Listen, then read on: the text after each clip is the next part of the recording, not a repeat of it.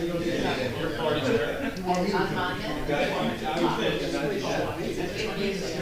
You'll be voting.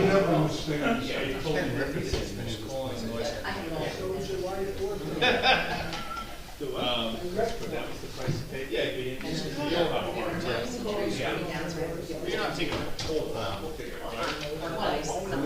No, I'm saying like, potatoes. Oh, no.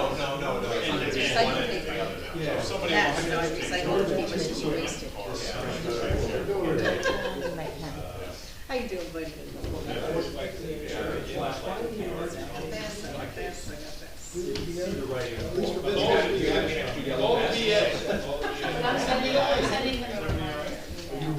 Well, as soon as you send it, I'll remember to check. Hey! Chat the Esquire, how are you doing?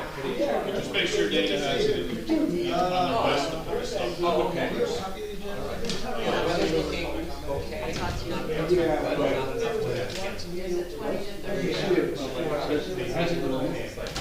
So, there's public comment. We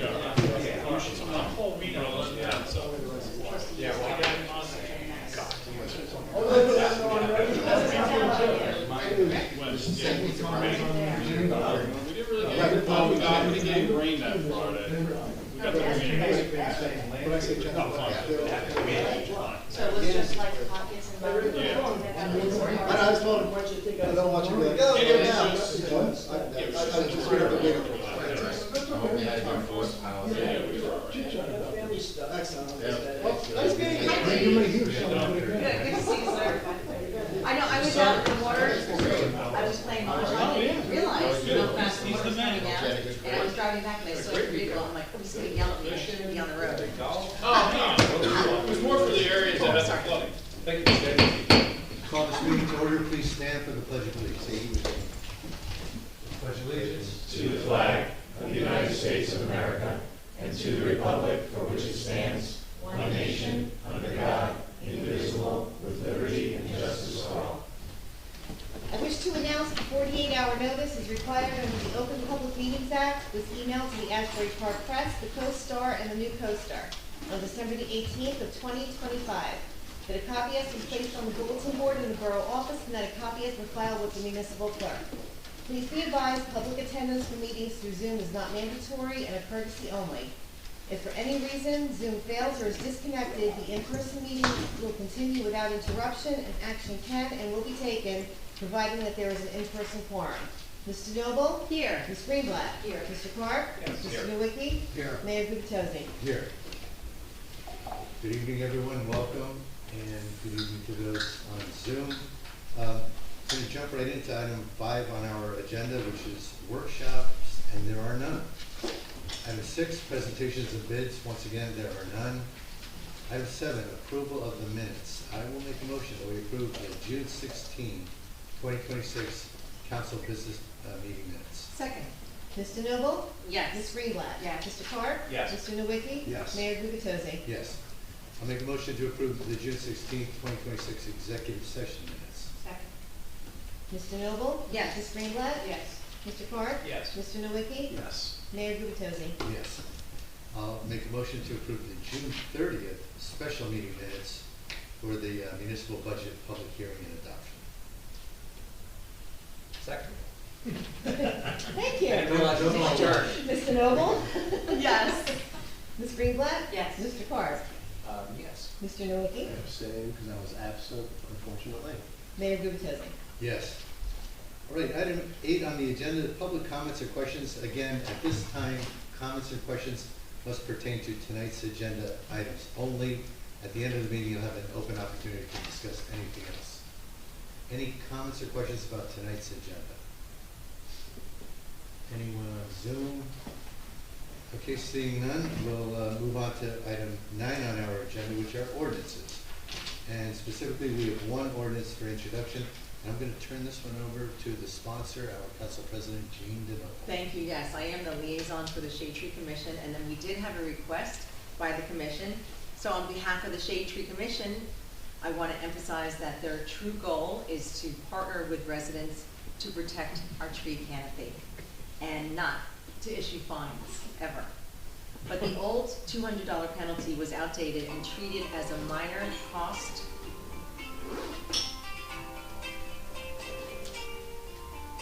I apologize. It was a minor cost of doing business. Now, neighboring communities like Ocean Grove, Asbury Park, and Spring Lake maintain similar $1,000 fees or even higher. And the good news is that I spoke with the Spring Lake Councilwoman, Sid Wally, today, who worked with their commission for the past 15 years, and they have never issued a single fine. So this fine works strictly as a deterrent, which is exactly the commission's intent. This change also satisfies the updated state NJ DEP Tier A regulations, which legally mandate that coastal towns enforce a tree removal and replacement ordinance on all public and private properties because mature trees serve as a vital stormwater infrastructure against flooding and runoff. So ultimately, we are required to manage this collective canopy together to protect our environment. Now, the Shade Tree Commission has been incredibly successful in keeping Bradley Beach green by planting hundreds of trees. And a huge thank you also goes out to the homeowners who partner with them by replacing their trees. The Commission's absolute hope and goal is that this $1,000 fine never actually has to be issued. They would much rather work together to keep Bradley Beach green, resilient, and thriving. So, I know I spoke to each one individually. Did anybody have any further questions on this? I guess, I have one question. Sure. It's a simple one. This is requested by the Shade Tree Commission, and my question is that because they actually had evidence that the 200 was not a deterrent? Yes. They had people bypassing it and treating the fine as just part of doing business because it was, again, it was cheaper probably to pay the fine than actually replace the tree. Currently, all it is a $50 application, and that $50, it goes to plant more trees. So they felt that people weren't taking the $200 penalty seriously, and apparently it is outdated, and the county and state recommend fines up to $2,000 per tree. But we did a little research, and some trees, some towns were 500, and some were 1,000, some were 2,000. So we kind of did in the middle, 1,000, or they decided upon that. Yeah. We had run into a similar thing with the sidewalk snow removal, where it was cheaper just to pay the fine than it was to have somebody shovel it. So I think it's great, because once you take down a tree, you can't undo that. You can't undo that, yeah, especially a mature, healthy tree, you know, and that's what we're aiming to say. That, of course, you know, if you have a dead or dying tree or a tree affected by a storm, you're more than welcome to take that down, and it does not have to be replaced. But luckily, like I said, the Shade Tree is planting hundreds of trees, so it makes up for the dead and dying trees as well. So also, I just want to double check that the Shade Tree Commission is issuing that green permit. Yes. Once someone has a permit to do so. Yes. So if I'm walking down the street, and I'm a person who's disturbed when trees are coming down without permission. Yes. Because I don't want to see fewer trees. No, Right. I've seen them in the windows. Yeah, okay, this has been saving us a lot of time because Good. people are very conscious of the trees, which is great. It's a collective effort, you know, to protect our tree canopy. So we would get a lot of calls when a tree was coming down, so we created a green placard so people understand this is an approved tree. This is going in a house, they have a tree of heaven, which we welcome for people to cut down Right. and get rid of because it's an invasive species, and of course it's the favorite of the the spotted lanternfly. So, yeah, I was thinking, I don't know, ash borer, but that's a whole other bug. Okay, any other comments or questions from the council? Okay. Madam President, would you like to make a Yes, motion? let me see if you have, okay, this is what I was looking for, thank you.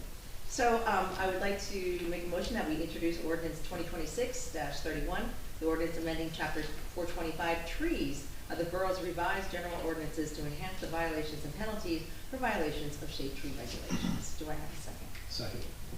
Ms. DeNoble? Yes. Ms. Greenblatt? Yes. Mr. Clark? Yes. Mr. Nowicki? Yes. Mayor Gubitosi? Yes.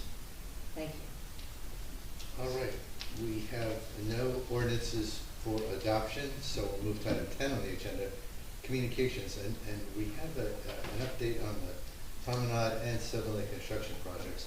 The question is, Mr. Doherty, are you providing that update, or will I do that? That's up to you, Mayor. Well, I thought you had some material pulled together. Yes, just on the Promenade extension, construction began yesterday, March 6th, during a tsunami.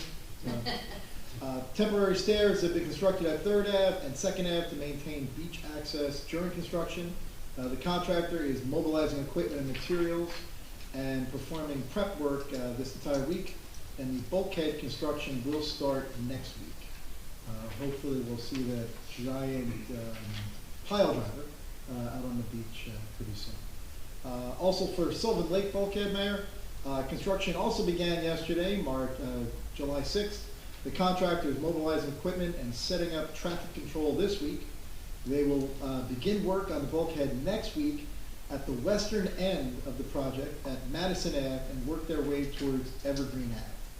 They will work in approximately 100-foot sections to excavate soil and construct the new bulkhead before moving on to the next section.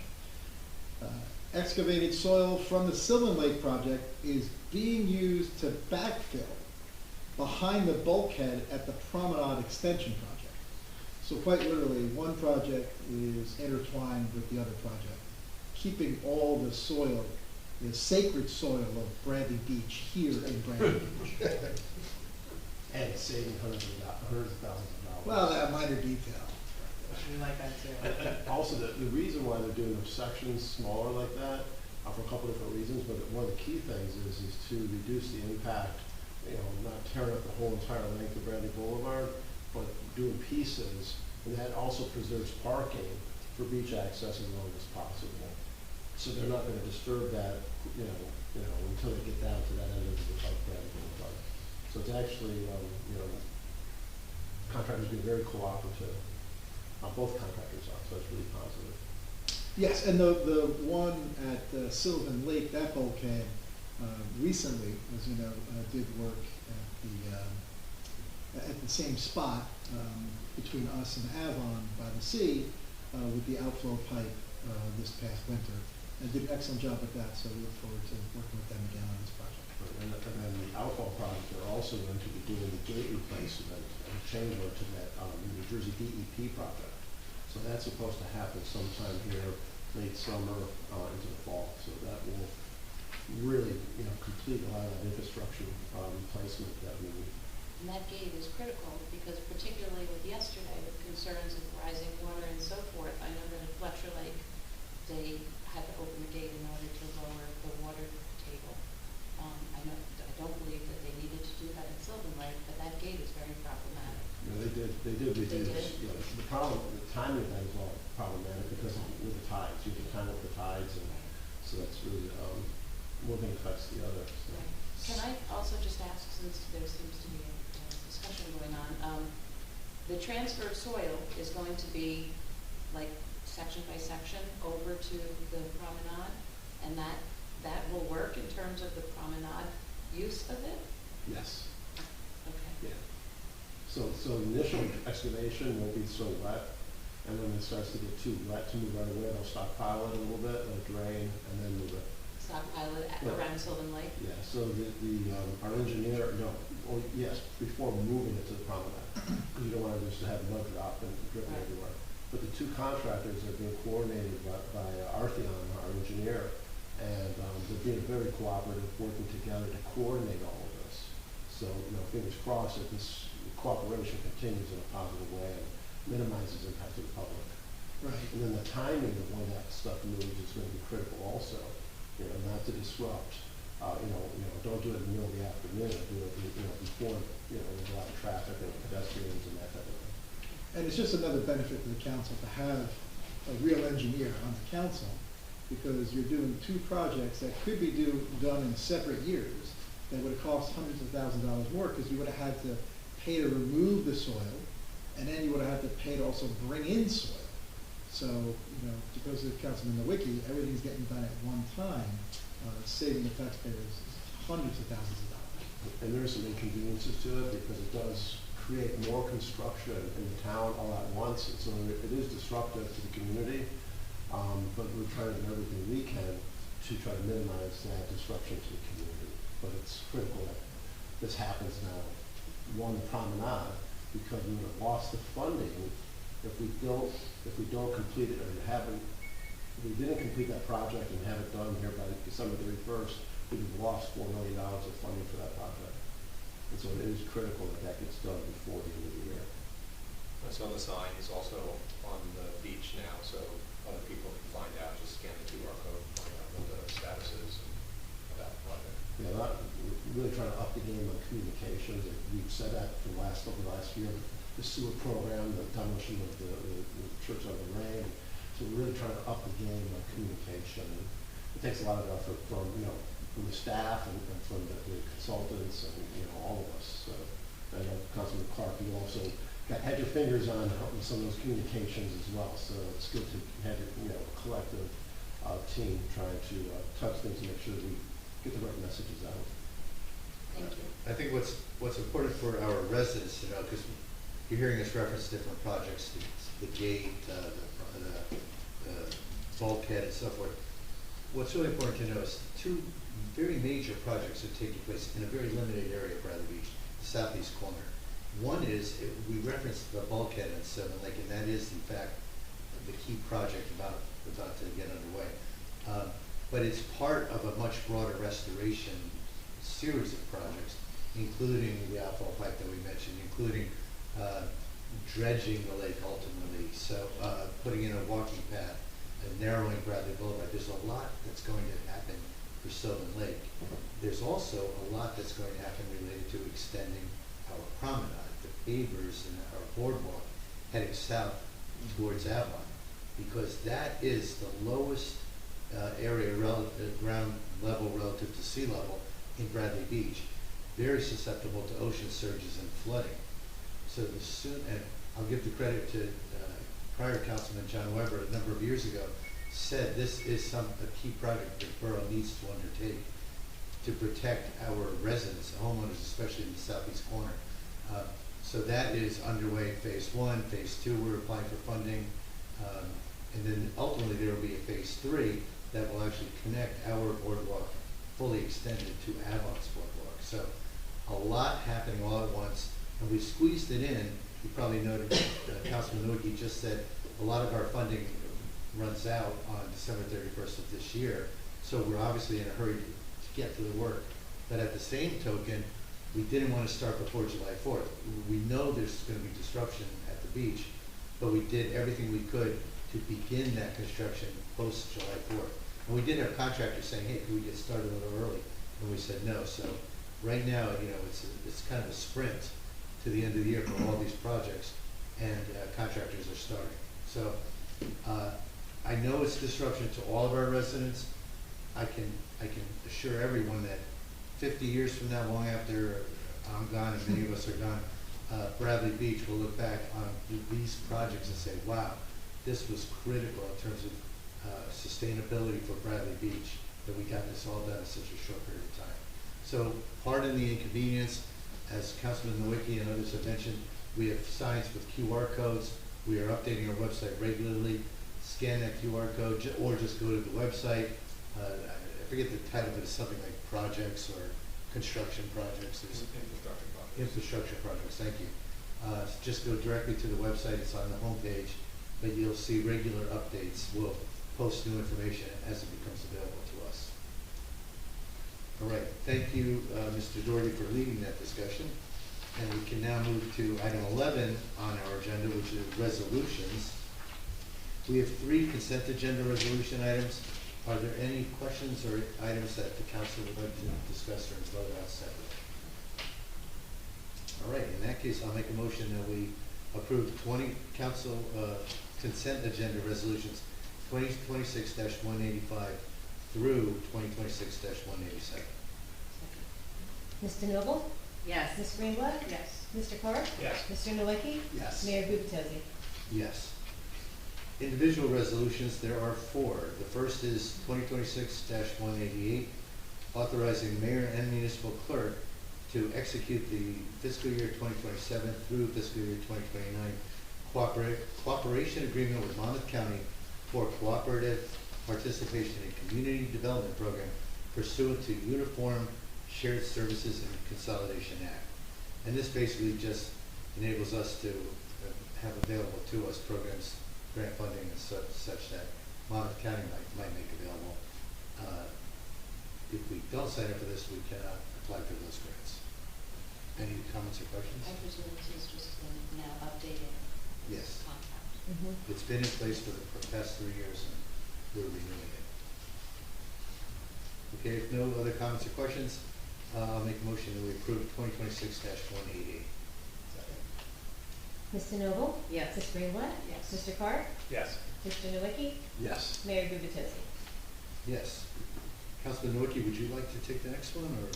Yes, individual resolution 2026-189, approval to submit a grant application and execute a grant contract with the New Jersey Department of Transportation for the improvements to Park Place Avenue Phase 3 project. So just quickly, the Park Place, a portion of the sewers from Main Street to Fletcher Lake had been completed two and a half years ago.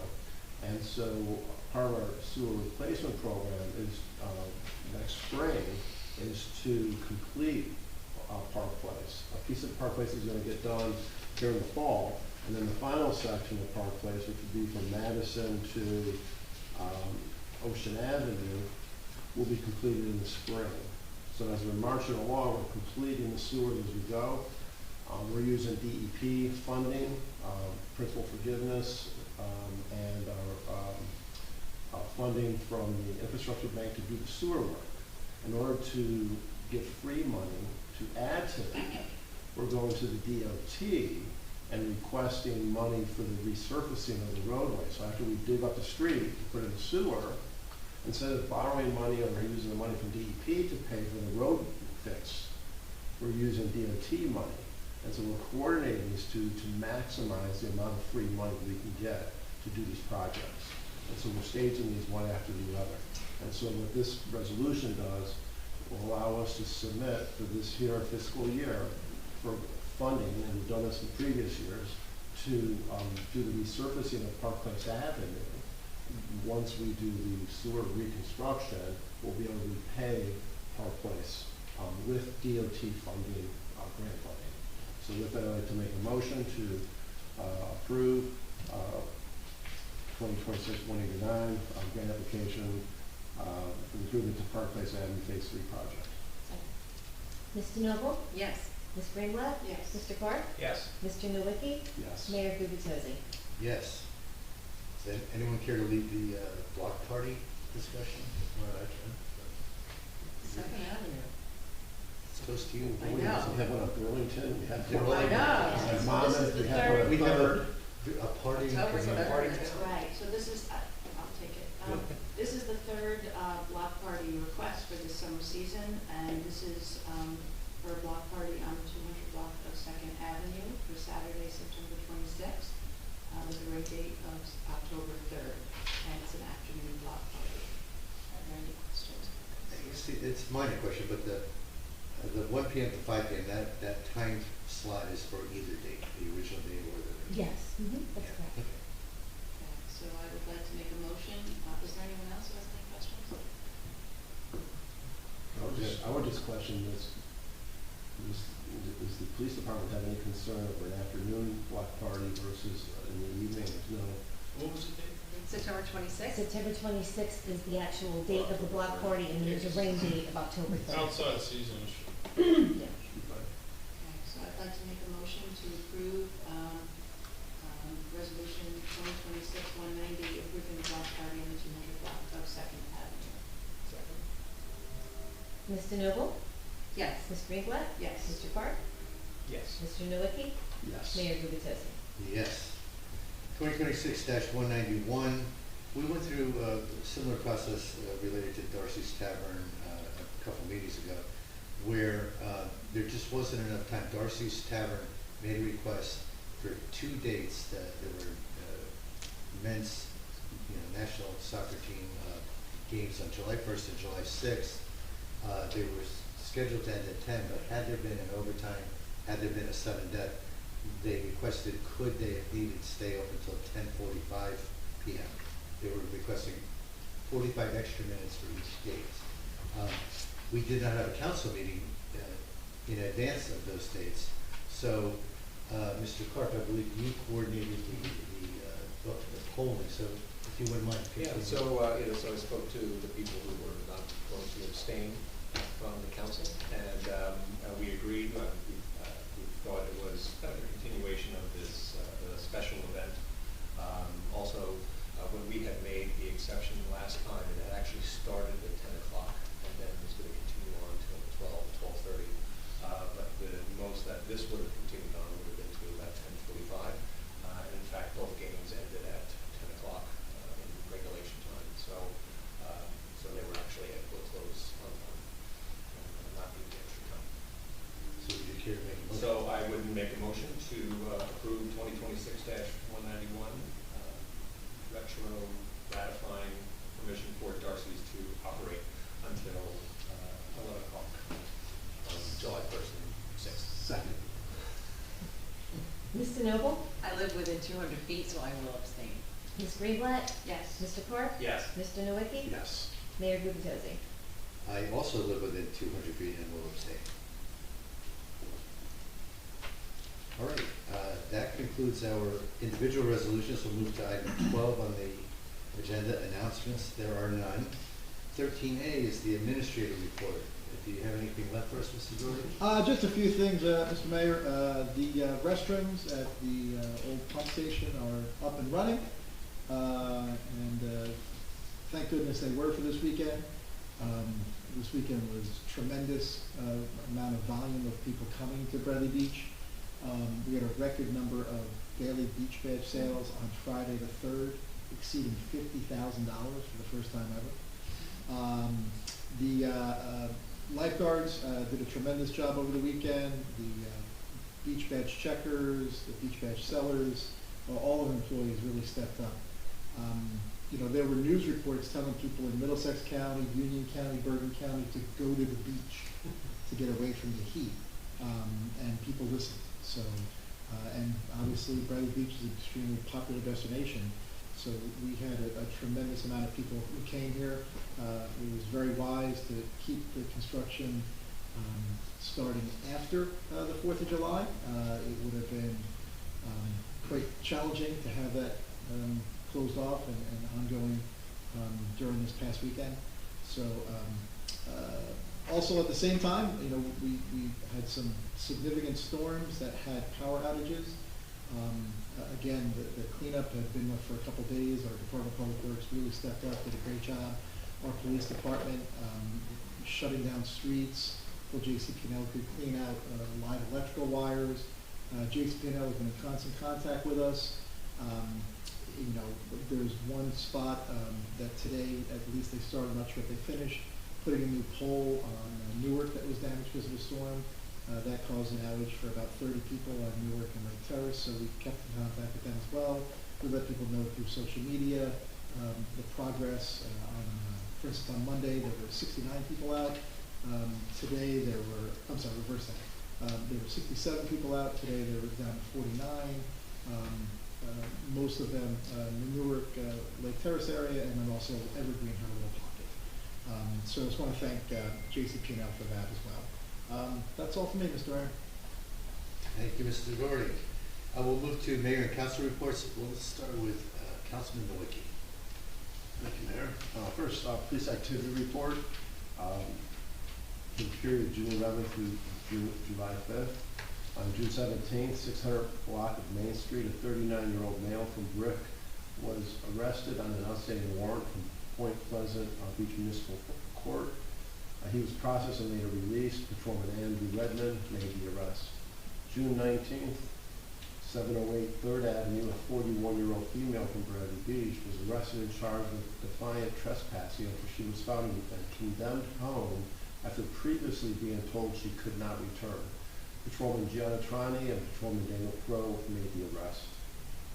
On June 21st, Main Street and Boone Avenue, a 58-year-old female from Ocean Grove, was arrested and charged with obstructing the administration of law after she interfered with an investigation during a motor vehicle stop. She was processed and later released. Sergeant William Major made the arrest. On June 26, 700 block of Main Street, a 32-year-old male from Freehold was arrested and charged with disorderly conduct. He was also given borough ordinances for having alcohol in public and a public nuisance. He was processed and later released. Patrolman Daniel Crow made the arrest. June 29th, Fletcher Lake Avenue and Lake Terrace Avenue, a 79-year-old male from Neptune was arrested and charged with driving under the influence and several motor vehicle offenses. Patrolman Samuel Forjak made the arrest. June 30th, 700 block of Main Street, a 40-year-old female from Woodbury was arrested on an outstanding warrant from Bradley Beach Municipal Court. She was processed and later committed to the Monmouth County Jail. Patrolman Edward Hernandez made the arrest. The police department also investigated 15 motor vehicle crashes and responded to several calls for service during this time period. So it's been a busy period for our police department. Things were heating up in this 2-week period, literally. So thank you for all that you do and your department, Chief. And then on Sylvan Lake, I don't have anything to report. We've already discussed the projects. There is a meeting here in this chambers next week on Wednesday at 7 p.m. And also the land use board, I have nothing to report on that. But I understand that next Thursday we do have a pretty full agenda so we'll be busy again in this chamber on Thursday with the land use board. And that's my report. Thank you, Council President DeNoble. Thank you, Mayor. The next Board of Ed meeting is July 21st, so I'll report on that at a later date. The Shade Tree Commission, stand by, is going to have a meeting later, but Amy wanted me to share, Amy Baker, our tourism director, says tomorrow kicks off Jazz and Blues series 7 to 9 p.m. in the park with Demolition Brass Band, high energy New Orleans style. 3-time winners of the Mummers Parade in Philly. That's impressive. Thursday night kicks off the Brookdale Songwriters on Newark Avenue, and Saturday is the Moroccan Sheep Herders in the park. They're amazing. And also, if you could donate blood or platelets on July 16th, men especially are needed for platelets. So please mark your calendar, July 16th at the Firehouse. And then finally, we have the Shade Tree Commission. They had a meeting on July 1st. They had a couple applications. One was 303 2nd Avenue. They have 3 dead trees. They were approved to remove those. 402 5th Avenue also has a dead tree that is infested with carpenter ants and beetles. They were also approved to remove that tree. They're working on the Pollinator Point over on 2nd Avenue. And they're going to be replacing some of the Hypsop viburnum, which is also known as blueberry bushes. But I just like to try my Latin out there. Yeah, it's kind of fun. And also on Saturday, July 18th at 9 a.m. to noon, the New Jersey Tree Foundation will be giving a course just about how to prune a tree, how to identify trees, and the Shade Tree Commission will be getting 3 CEUs for that, which is nice.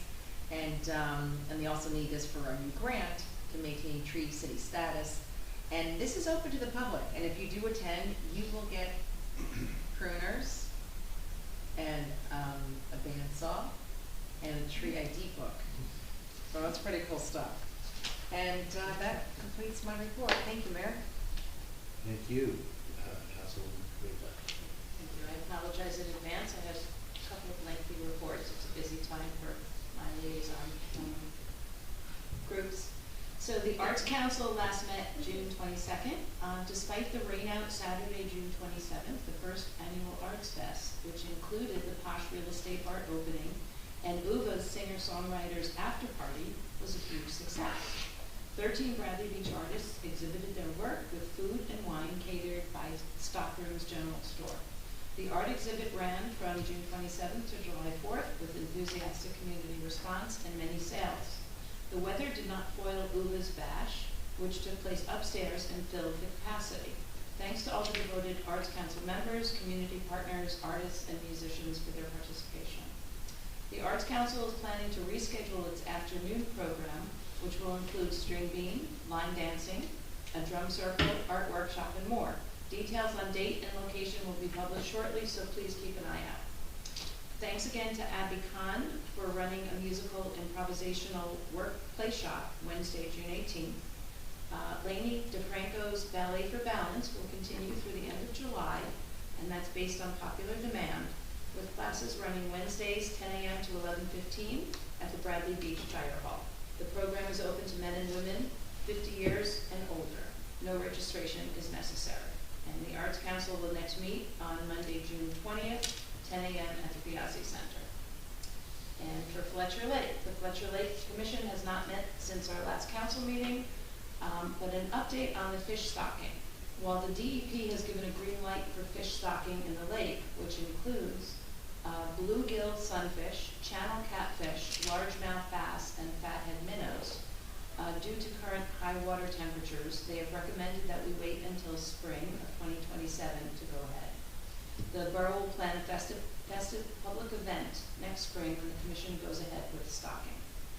Monmouth County thunderstorms on Monday produced heavy rain with an estimated accumulation of over 5 inches, and upwards of 7 inches of rain fell over a tiny corridor of Monmouth County at up to 3 inches per hour. Enormous thanks to Bradley Beach's DPW for lake mitigation, monitoring, and draining Fletcher Lake back down to pre-storm levels. Meantime, the Commission has received a very favorable report from CLONET, the Coastal Lakes Observing Network out of Monmouth University. And based on the available water quality data beginning in 2019 as compared with 2026, Fletcher Lake is clearly moving in a positive direction. The trends indicate improved dissolved oxygen levels, greater water clarity, and lower algae indicators when compared with previous years. This is encouraging news and reflects the commitment of everyone who has invested their time, expertise, and resources in restoring this important coastal lake. CLONET will host a public workshop on July 14th to reveal results of a recent eDNA sampling on the makeup of marine life in Monmouth County's coastal waters. Food and refreshments will be served beginning at 6 p.m. with presentations starting at 6:45 p.m. The workshop will be held in room 201 of the Edison Science Building at Monmouth University. For further information, go to the university's website and to their events tab. The Commission will next meet this Thursday, July 9th in this council chamber. And finally, the Rec Committee, while it's not meeting for June or July because of summer camp, there's certainly a lot going on. Mahjong Open Play runs every Friday, 1 to 3 p.m. at the Piazzi Center, and I understand that that's very well attended. Strength training takes place Monday mornings at the Neptune Community Center at 10 a.m., and step aerobics Monday and Thursday evenings at 6:30 p.m. Both are free of charge. The Rec Summer Program opened Monday, June 29th, and will run through August 14th. Pickleball courts and the rec facility will not be available while camp is in session. First week of camp was a blast. Campers were treated to video game trucks, laser tag, and inflatable soccer. The lifeguards visited as well to go over beach safety, so they were ready for their first beach day, and that's sometime this week. The new playground is a huge hit with all the campers and parents. Following tradition, the Recreation Committee will provide breakfast to staff on Wednesday mornings. To celebrate National Parks and Recreation Month, the Rec Department is hosting a Discovery Bradley Beach Golden Ticket Hunt throughout July. Every Friday morning, 2 parks with hidden golden tickets will be announced on social media. Each ticket includes a fun fact about the park and can be redeemed for a prize at the municipal building. We hope this encourages everyone to explore Bradley Beach's beautiful parks, learn something new, and enjoy outdoor fun. Prizes are perfect for all ages. Recreation is planning its first ever Camp Throwback Weekend, a 3-day day camp for adults. This will run August 27th through the 29th, 9 a.m. to 3 p.m. at $175 per person. The fee includes lunch and complimentary beach passes for all participants, as well as camp shirt and lanyard with perks from restaurants, shops, and bars all over Bradley Beach. Summer bocce leagues go into their finals this week. The next bocce league will run July 21st to August 28th. Registration was published and is open, published this past Monday, July 6th, and remains open. The rec department's annual back-to-school bingo is at the end of August. They are already collecting donations, and you can find the donation list on the rec page of the website. And this is actually a very important event, as it provides school supplies and backpacks for any student who comes to attend. The Recreation Committee will next meet on August 10th, 6:30 p.m. at the Rec Center. And that completes my report. Thank you, Councilwoman. Councilman Clark. Thank you. Yesterday, the Environmental Commission met, and planning is underway for the next knotweed removal event on Saturday, July 25th, 9 to 11 a.m., with volunteers being recruited through previous participation, social media, and some community outreach. So sign up when you start to see those announcements. The Commission also continued its discussion on long-term invasive weed management, including the evaluation of potential use of a herbicide to combat the knotweed. So they're getting some additional information on costs and application methods to gather that information before recommendations are made. Evidently, the tack that they've been taking, going and doing it 2 to 3 times a year, they'll just continue to do that every single year. There will be no end in sight. So other towns, such as Avon, have used this chemical, which is actually safe for areas around water, which is good because fluctuates.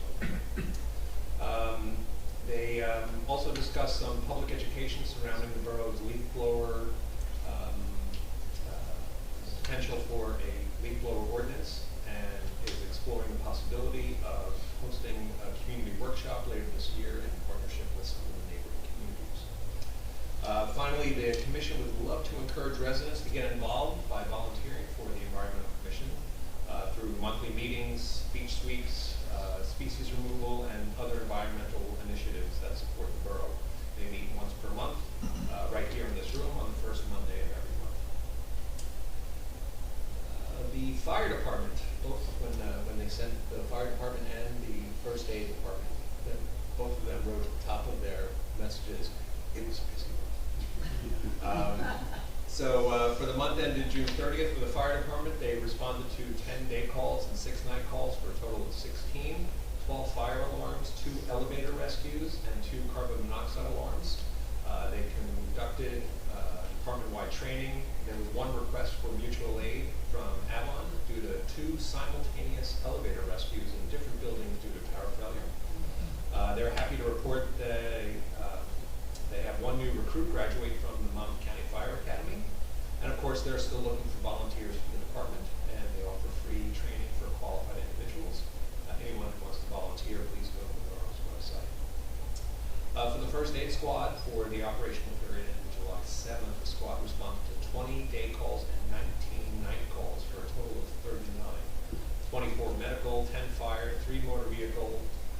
The squad requested no mutual aid. They did provide some mutual aid to Neptune City for a car that was in water due to the flooding. They also provided medical overwatch, as well as participating in the 4th of July event at Riley Park, and as well as the fireworks display. They had 150 total volunteer hours for last month. They too are always looking for volunteers for the squad, and anyone wishing to volunteer can be found on the borough's applications can be found on the borough's website.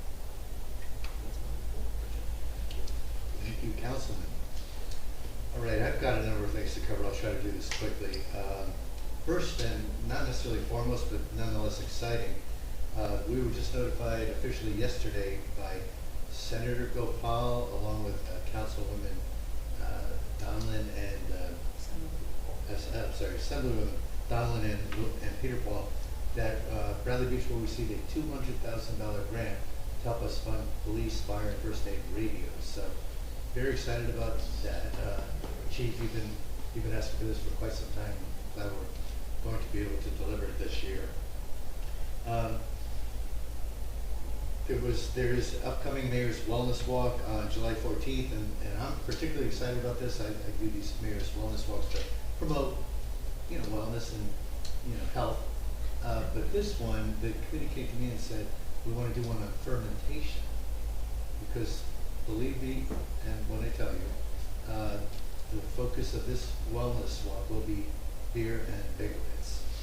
So if you're willing to walk a little bit, about a mile, there will be beer at the end of the walk. July 4th, I believe it's July 14th. I believe it's 4 p.m. It is Tuesday, next Tuesday. And anyone interested, we'll start at the gazebo on Ocean Ave, and we're going to walk up to Main Street. That's going to be the less healthy part. The real healthy part will be getting into the fermentation. All right. There is a blood and platelet donation opportunity. There are severe shortages of blood and platelets related to blood. I gather the blood takes about an hour to donate, platelets take about 2 hours.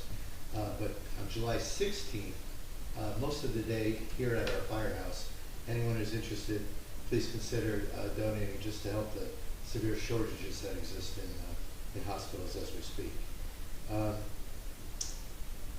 We had a crazy July 4th week, as most of you know. The weather was crazy, humidity, the heat index drove us up to 110, 114. People were physically suffering from the heat, only to then have the crazy storm we had knocking down trees, knocking out power. Then the following day we had 5 inches of rain in an hour, potentially starting to at least flood our lakes. With all that, we were, as we said earlier, pending all this construction that was going to start. And of course, the contractors are looking at us a little half crazy, like, they wanted to get in early, and we're saying, no, you can't. So they were a little nervous about kicking off on January 6th. Anyway, we made it through 4th of July. We made it through the crazy weather. We got that construction going.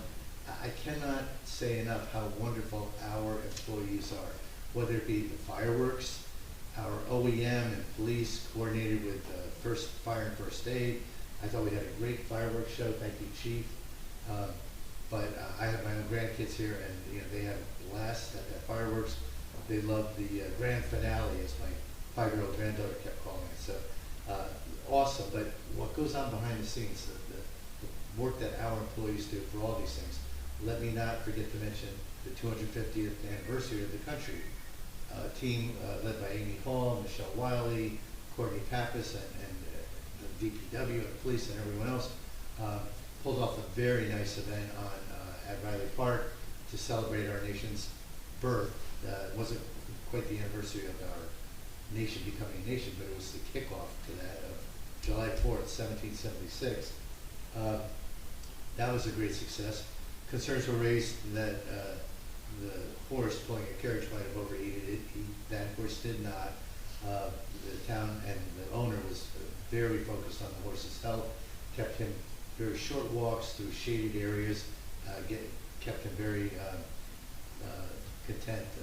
The owner said he was hotter than the horse because he was dressed up in revolutionary garb. So anyway, anyone who had raised concerns, just be appeased that the horse did very well.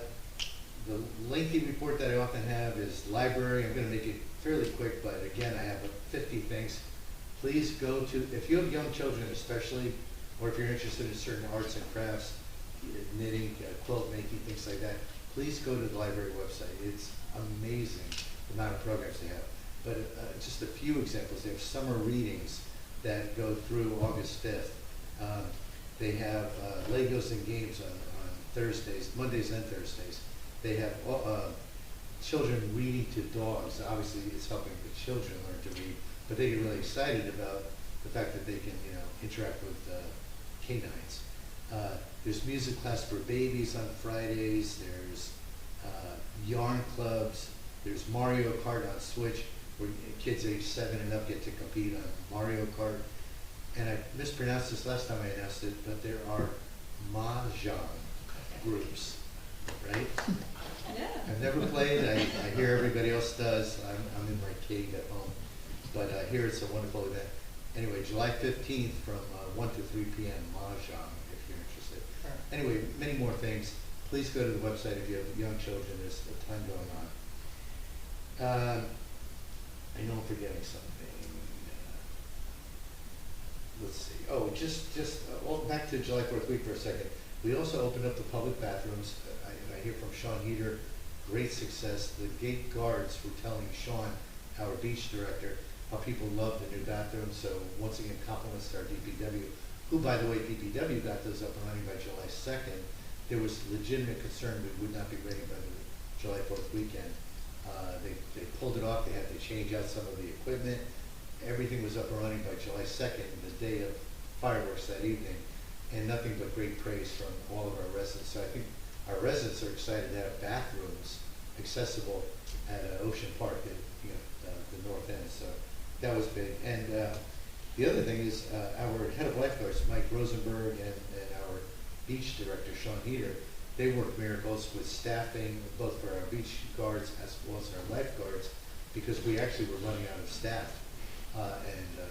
They both scrambled to get people on board to help after hours, longer hours, and two, to preserve the people's health, because they worked shorter shifts because of the intense humidity.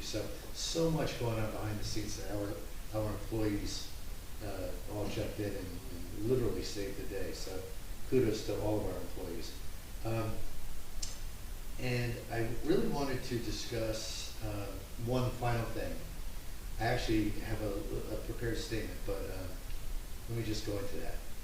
During our last two council business meetings, a resident publicly condemned a handful of individuals, one as a draft dodger and another as a person guilty of stolen valor.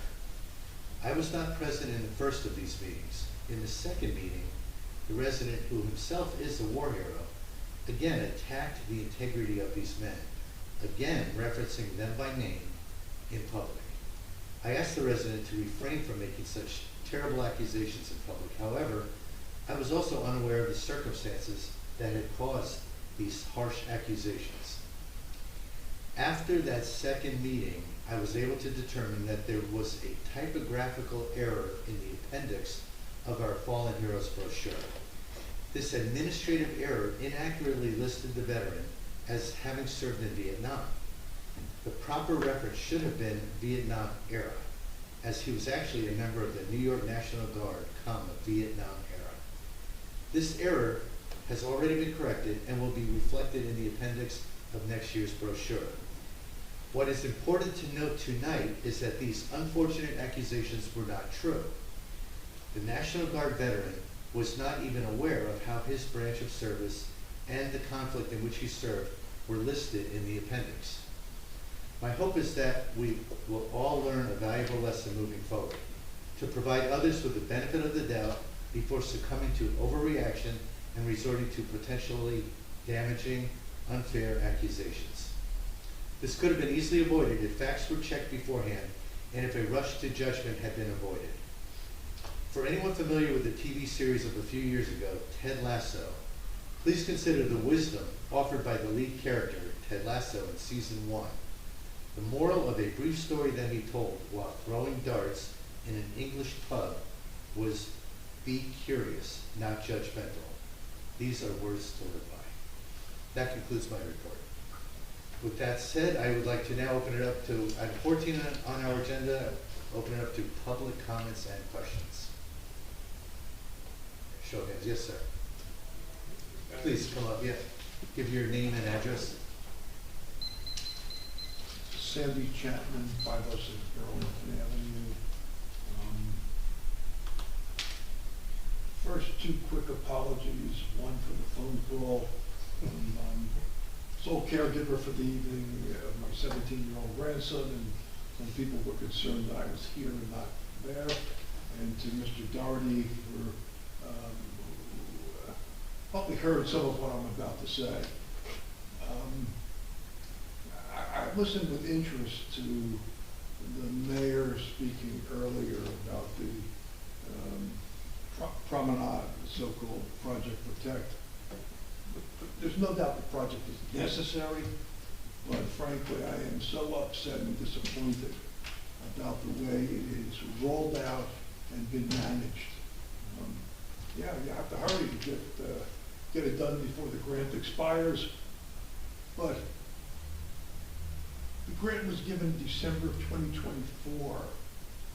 Preliminary design was a year and a half in the making, from January 24 to June of 2025.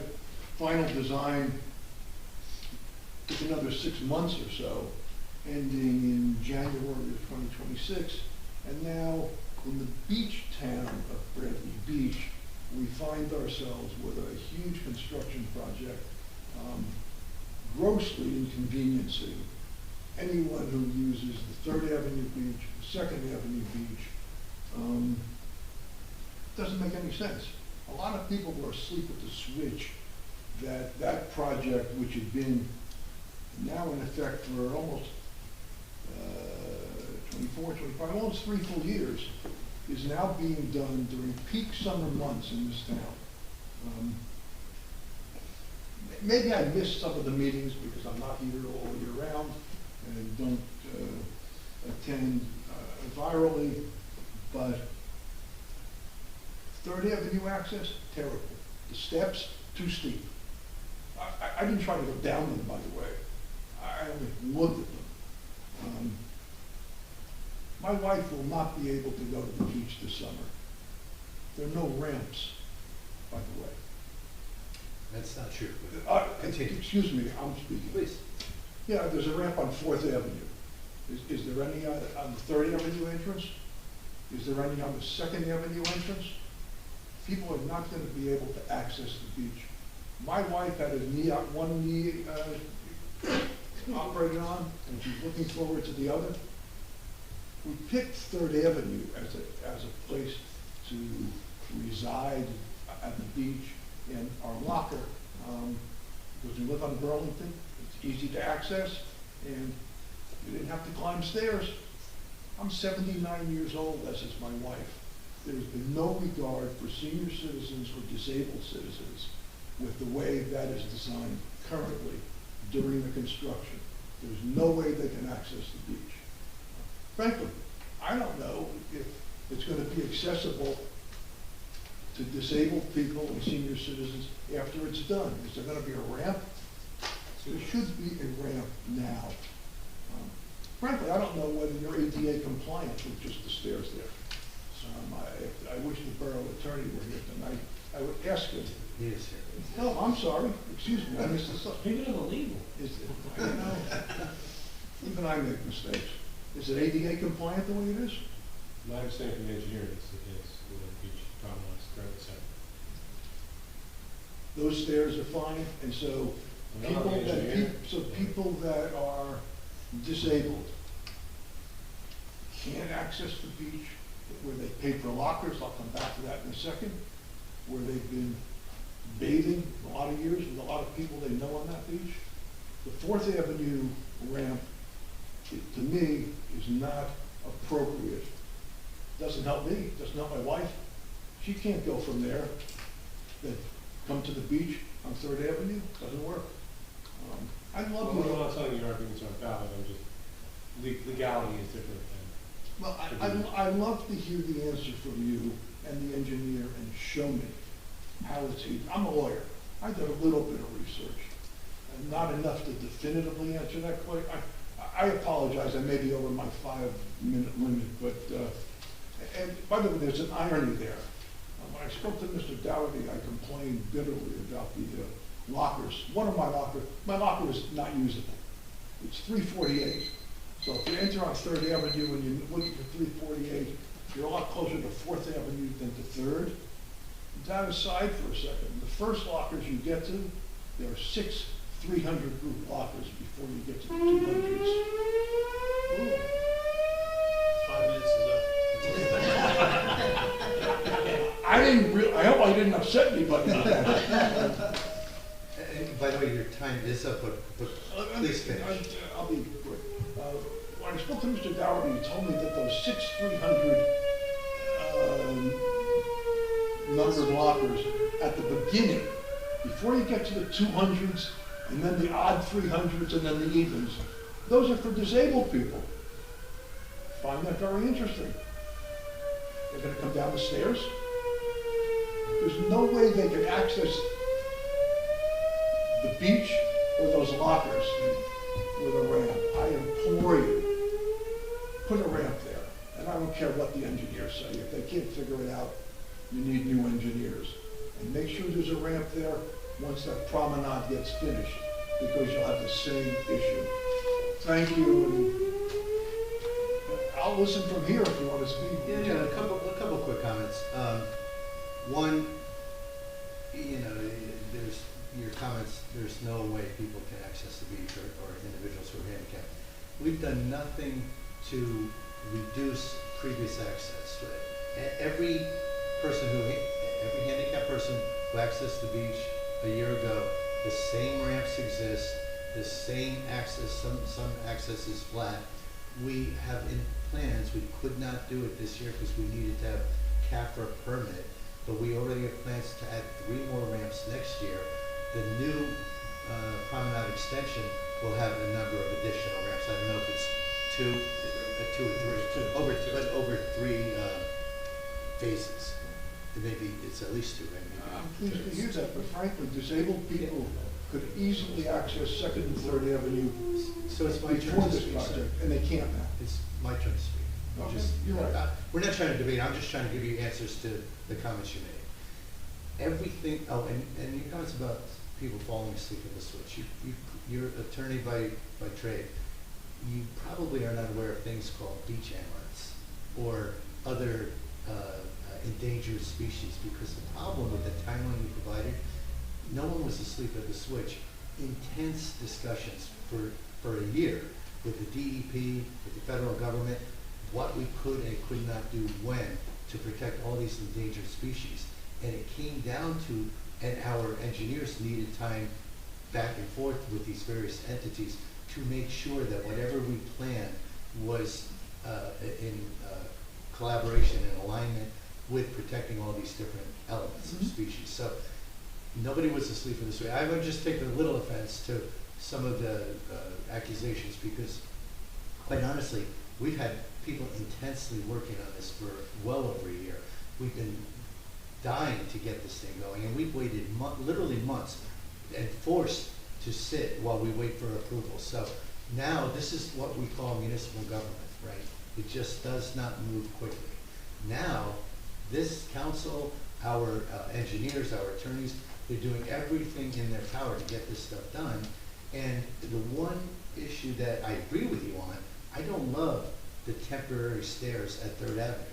And I'm not gonna sit here and tell you they're ADA compliant. They seemed a little steep to me. I went out to look at them. They are temporary stairs. The alternative would be to have no stairs. We could not build ramps.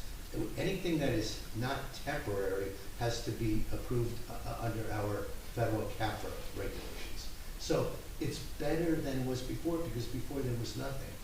I'm not saying it helps a disabled individual, but it helps beachgoers access another point at the beach they would not have otherwise had.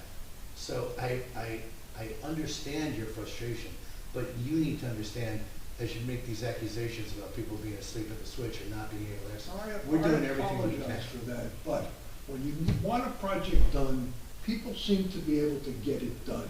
You stay in DEP's face, I've been there. You Okay. stay in your engineer's face, I have been there. And the project started back in January of 2024. It could have been done, but I'm not laying claim on any one person.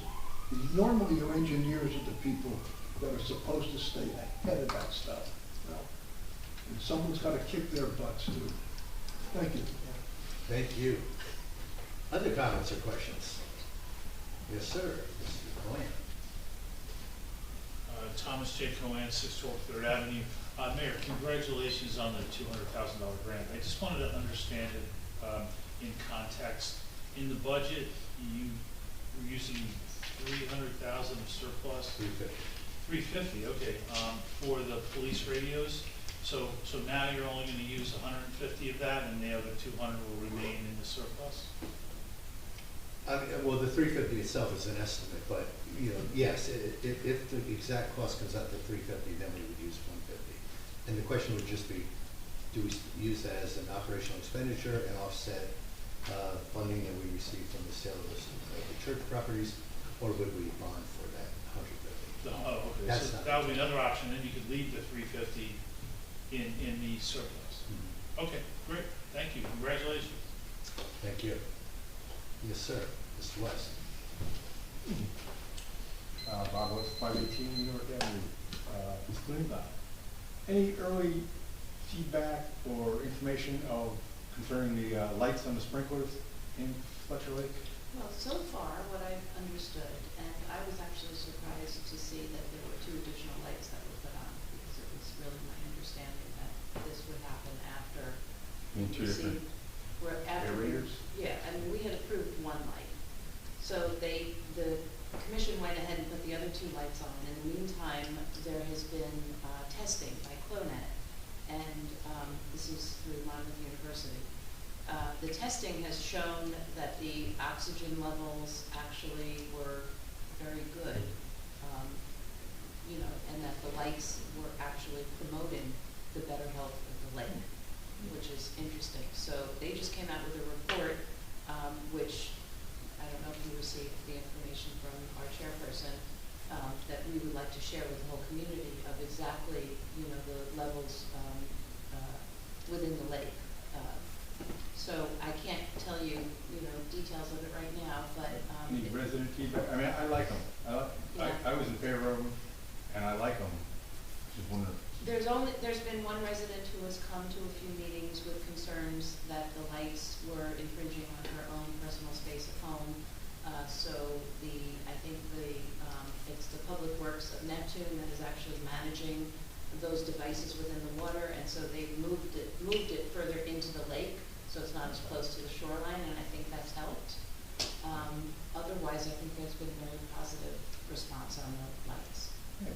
These, So, like I said, I was in favor of them, and I saw them, and I think they look nice. Yeah, I They mean- don't seem very bright. I don't live on them.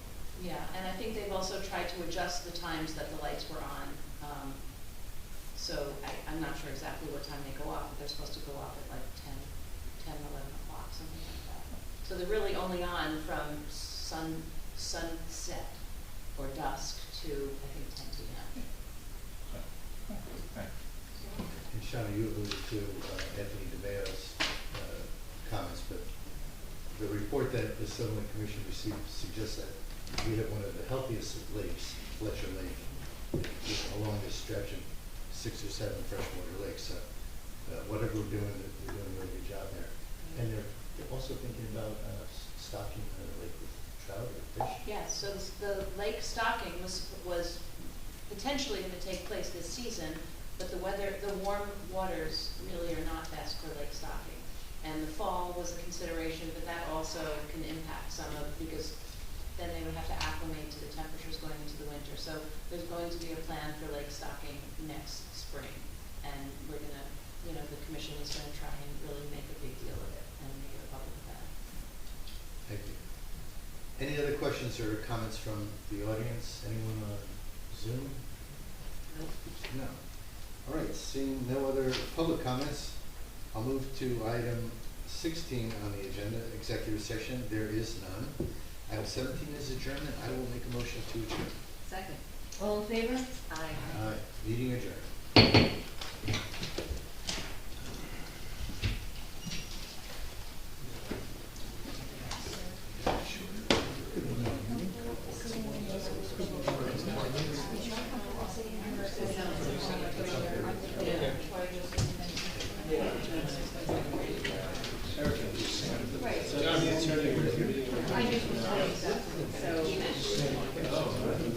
I didn't even know she was Dr. Pepper. 1 hour now.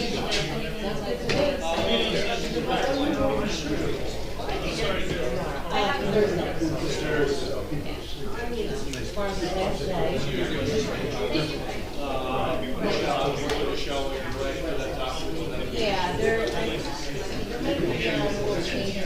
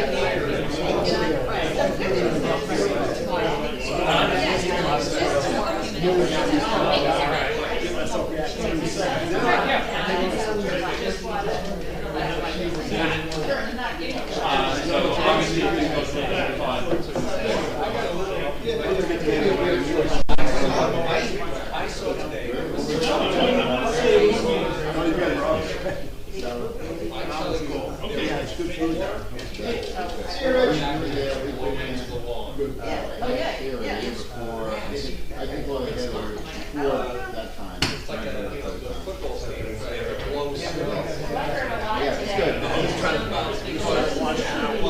reduce. Have you been to China yet? Yes. You like that? Yeah. China's good. Yeah, I don't wanna go over his head, but it's not, there's gotta be some kind of. I have a place in Allen that is my favorite sushi It's place. not gonna look right. That comes on number 2. Okay. But it's, I know, and I love how he's saying that. Beach was used to have by a mile. Yeah. Just like this Churchill. No, I'm gonna stop there. But anyway, basically, I never reminded you. Can you just come to New York? I mean, I think it's the best. That's good. Yeah.